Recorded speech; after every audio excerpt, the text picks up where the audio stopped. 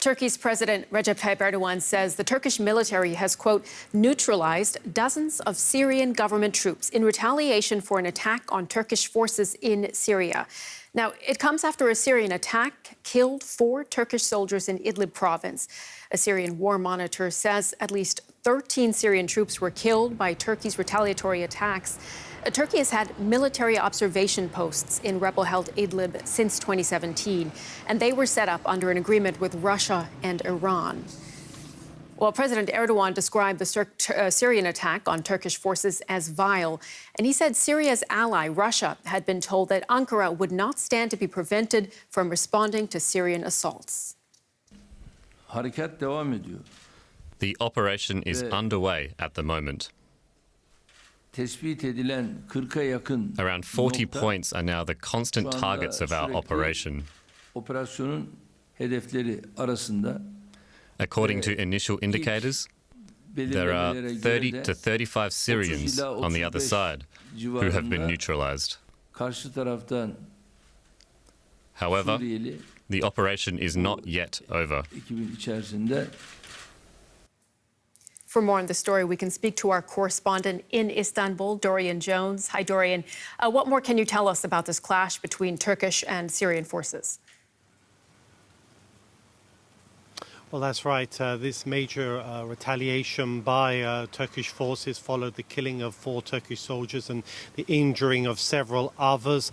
It is an ongoing operation. Around 40 targets are being targeted by, according to President Erdogan, heavy artillery and F-16 fighter jets. And it's an operation that is still continuing. Now, this confrontation has been growing fear in the region following this ongoing offensive by Syrian regime forces in Idlib, which is the last bastion stronghold of the rebel forces.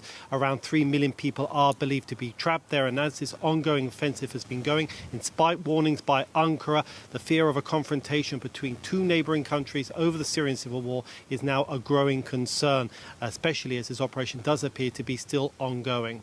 Dorian, we also heard President Erdogan warning Russia to essentially stand aside here.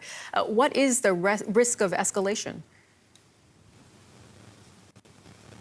Well, it does appear at the moment that Moscow does try to be kind to contain this. Now, Moscow is the key backer of Damascus.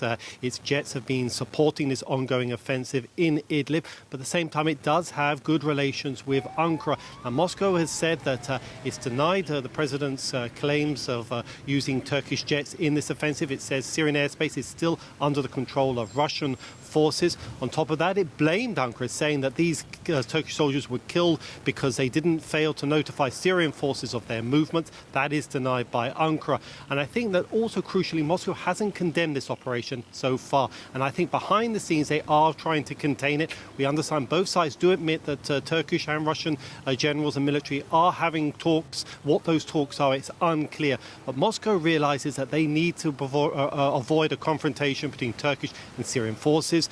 Moscow and Ankara have been cooperating, and that cooperation followed the downing of a Russian jet by Turkish jets in 2015. Both sides realize they need to work together to contain this Syrian civil war. But as the end game does appear to be approaching in Syria, that balancing act for Moscow is proving increasingly difficult. DW's Dorian Jones reporting from Istanbul. Dorian, good to talk to you.